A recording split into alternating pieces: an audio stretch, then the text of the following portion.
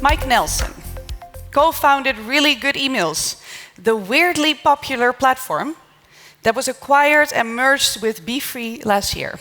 And he now leads growth there, helping marketeers at Netflix, Volvo, Louis Vuitton, and 500,000 others each month to find inspiration and build campaigns that make them hate their jobs a little less. That sounds great.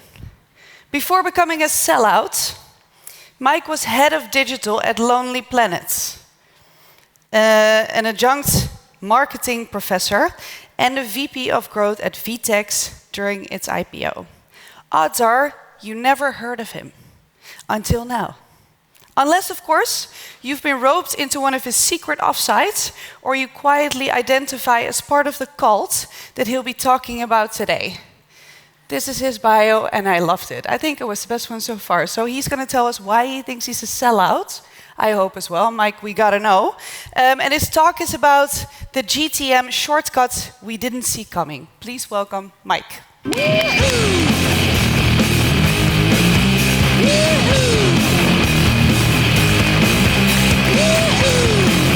you.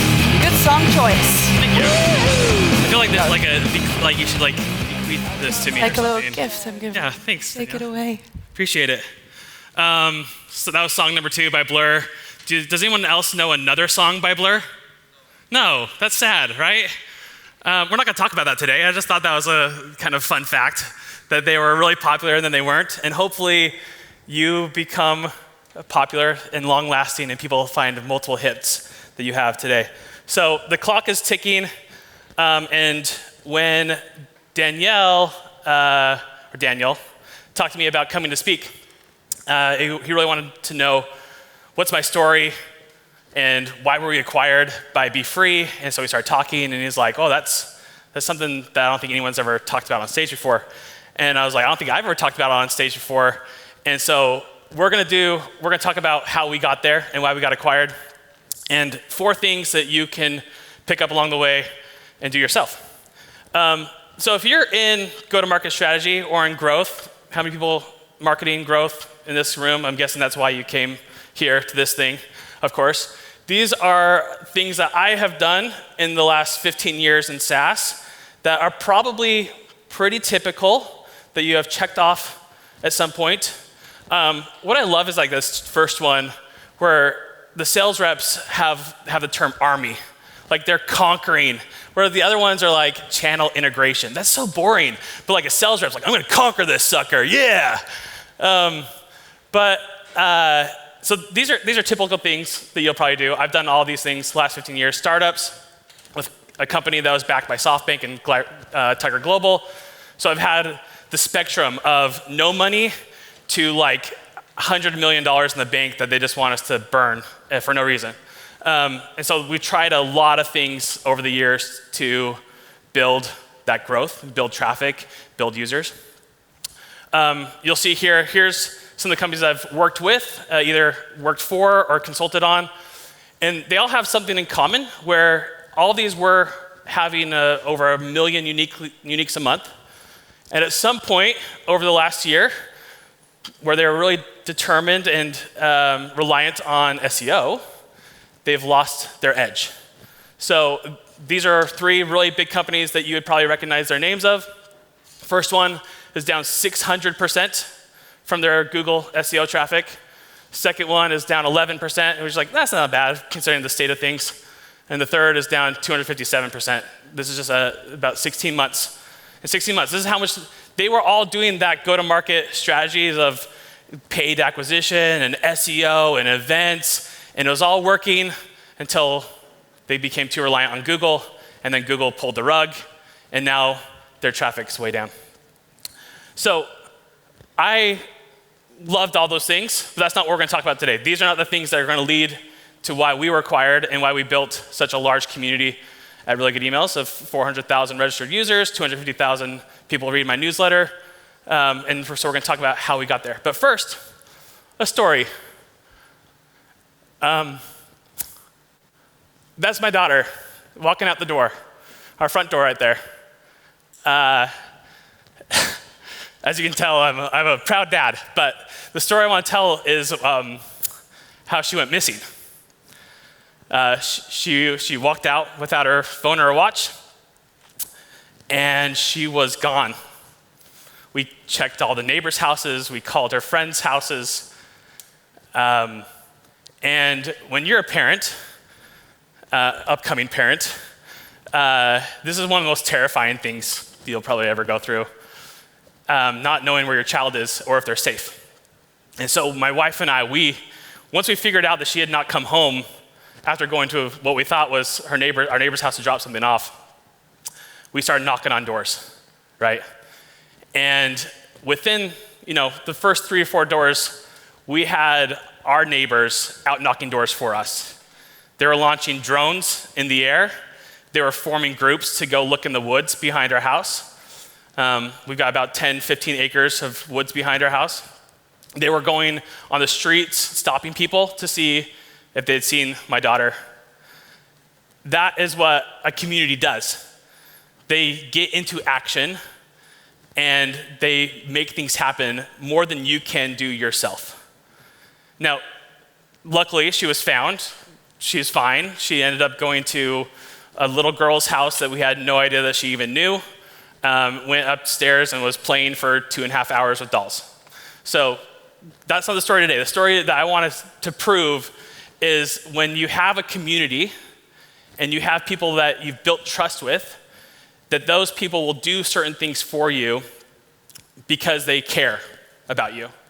And growing that trust in that community is hard. It's something that's going to take years for you to do, but once you've built it, it becomes a very big asset for you in the future. So when you prioritize community, like we did at Really Good Emails, you'll see, we'll get to the results first, and we'll talk about some of the things that we've done to get there. We are currently up 200% on Google this year. We're getting talked about by all these people. Today, Nathan mentioned us on stage. There's quite a lot of things that happen with what we're doing with our community.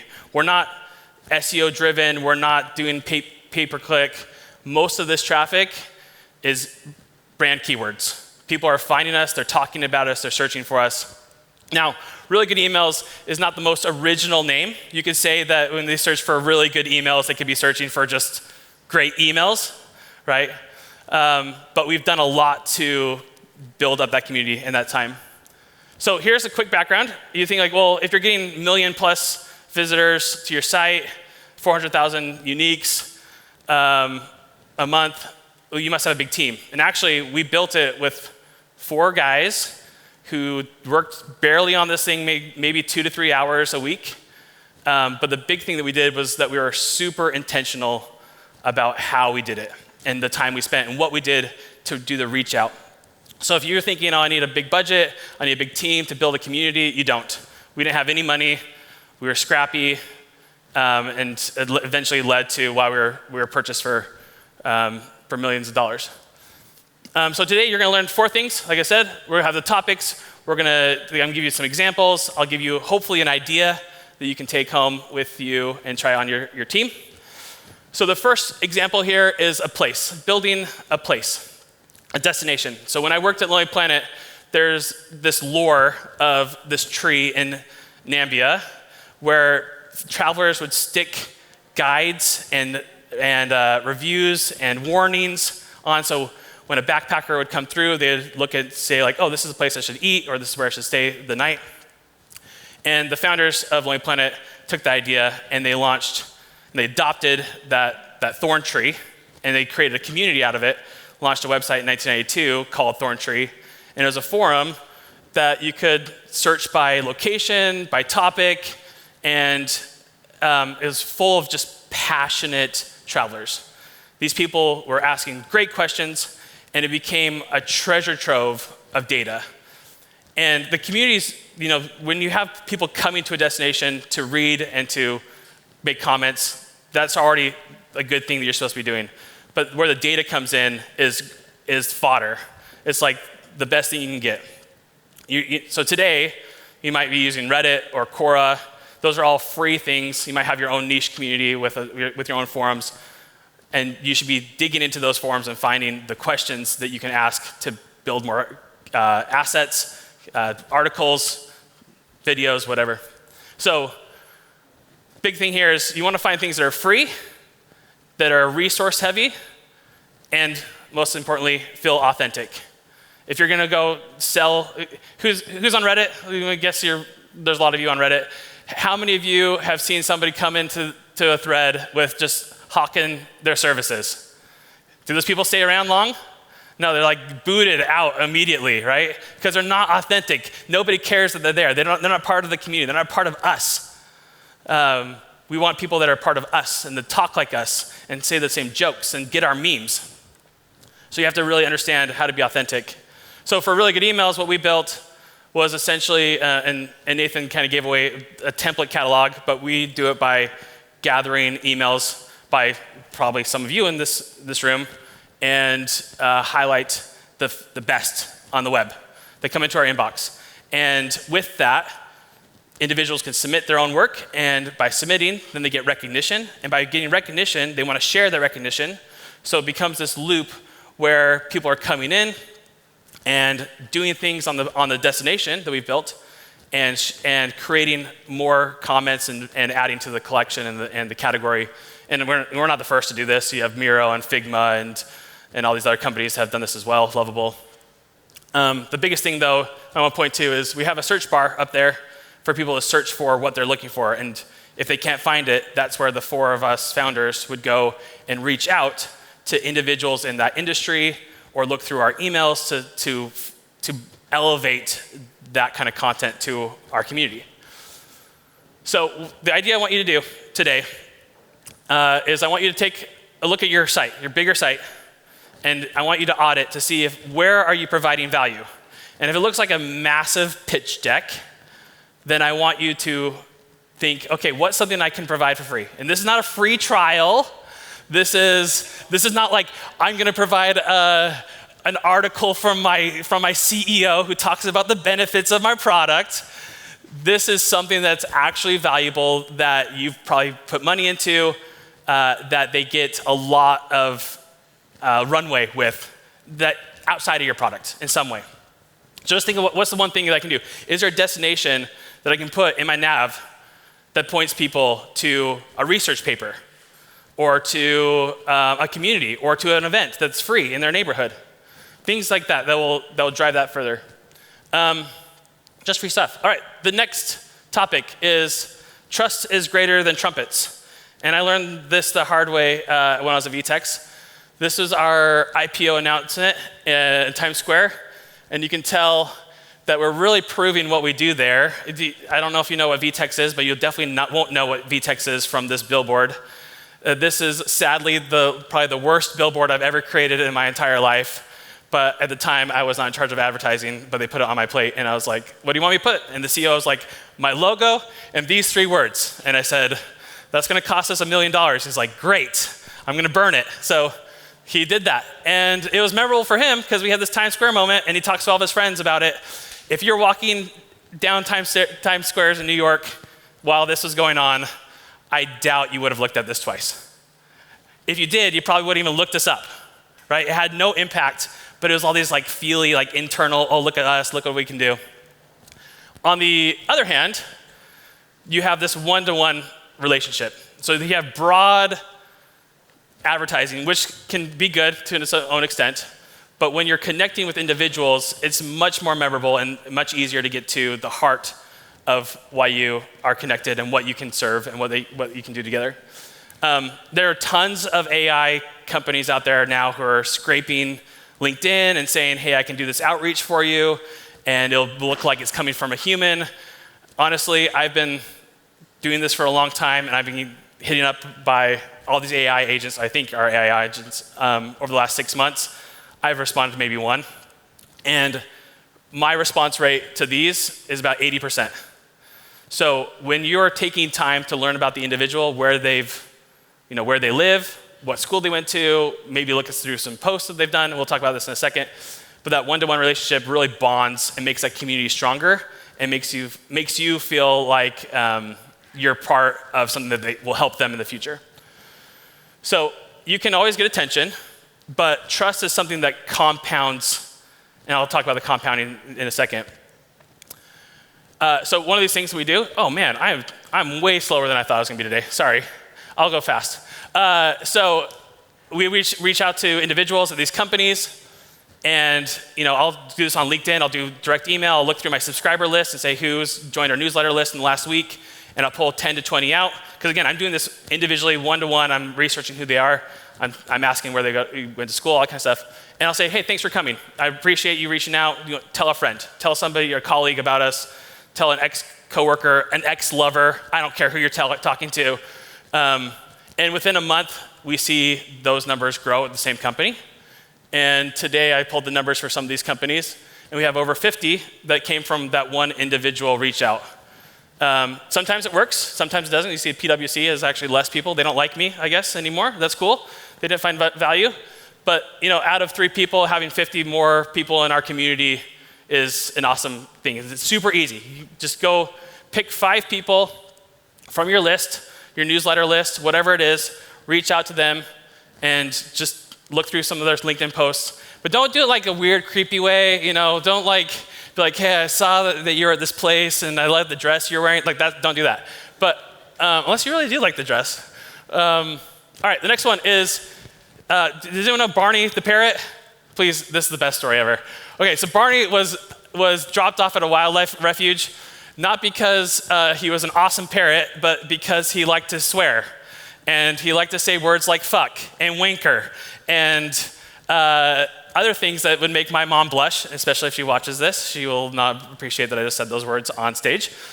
But when people would visit, they'd think it was hilarious that this parrot was swearing to them. And all parrots repeat what they hear, so that's not like a weird thing. But what's novel about Barney is the way that he did it and the people he said it to. So he wouldn't just swear like at a normal Joe like you and I coming up. He would swear at like people dressed like clergy or like somebody in a business suit. And so publications picked this up. They thought it was hilarious. They spread the word about Barney. And the point that I want to make here is you're going to find people that say things differently. And if you can elevate those conversations, then you can make it way more impactful. Make it memorable. So Barney, a normal parrot's not gonna be memorable, but Barney's memorable because he likes to swear. So you think about that in that context, what kind of conversations are happening in your community? So what we'll do is we'll go through LinkedIn posts, Reddit forums, where we have a big Slack community. We'll see who's really opinionated, and then we'll pull out the individuals that are talking a lot. They sometimes are not even from big brands. There's some brands I've never heard of. They might have 7 employees, but their comments are interesting or funny in a way that I think will resonate with the rest of the community. We really highlight those through videos or podcasts or articles. And when you do that, of course, the individual strokes their ego a little bit and they'll go share on social. So here's another idea. Find one super user who's crushing it. Don't go find a user from your trophy brands and interview them. Just interview Joe Schmo and see if you can pull out some nuggets, some gems, and then publish. Hopefully you get permission, of course, but publish that thing and they'll share it to their community as well. My last example is with my 2 friends, Adam and Mark. Mark is a saint. He will help me out any second. He knows how to use every tool ever created, and I don't know how to use any tool ever created. He will drive my kids to gymnastics when I ask him to without ever putting up a stink about it. Adam, on the other hand, is a douchebag. He always talks about himself. He always has these personal records that he's always sharing. He's talking about how smart he is in the room. As you can imagine, Adam doesn't get invited to parties that often. Mark gets invited to every party that I've ever been to, and he's super busy all the time. And so your community is much the same way. If you're talking about yourself in the community, you look like you're bragging. But if you can provide value, like my friend Mark does, then people will trust you more. And so out of all the points I want to make today, this is probably the most important, is that if you're providing a service or a resource for free, then revenue will come second, and you'll get reciprocity from that. Biggest fail of our life was doing an event in South Carolina, which was a really good thing. So we have this event called Unspam, similar to SaaSiest. 500 people usually show up and learn about email. It was going really well. During COVID, we were just blowing up, and so we decided to go to Chicago and London and Boston and just milk this thing for as much profit and money as we could. And we signed all these deals, and we brought these big speakers in, and we went mini golfing with all these individuals, and it just sucked the life out of the community. People could feel, it just felt different. It just, the content was great, but the community wasn't like, someone was talking to 5 people, 2 people, it wasn't that feel. And so we had to go back to the drawing board. So this is my last idea. Pick one thing your company can do regularly that benefits users more than balance sheets. So that's what we talked about, these 4 things: build place, not pitch, trust is louder than trumpets, voices are heard, not repeated, and showing up versus showing off. And that's it. So here's a resource if you want to find over 1,000 SaaS emails that we curated from different brands so that they're doing well. You can do that, or find me at booth number 4. Thanks.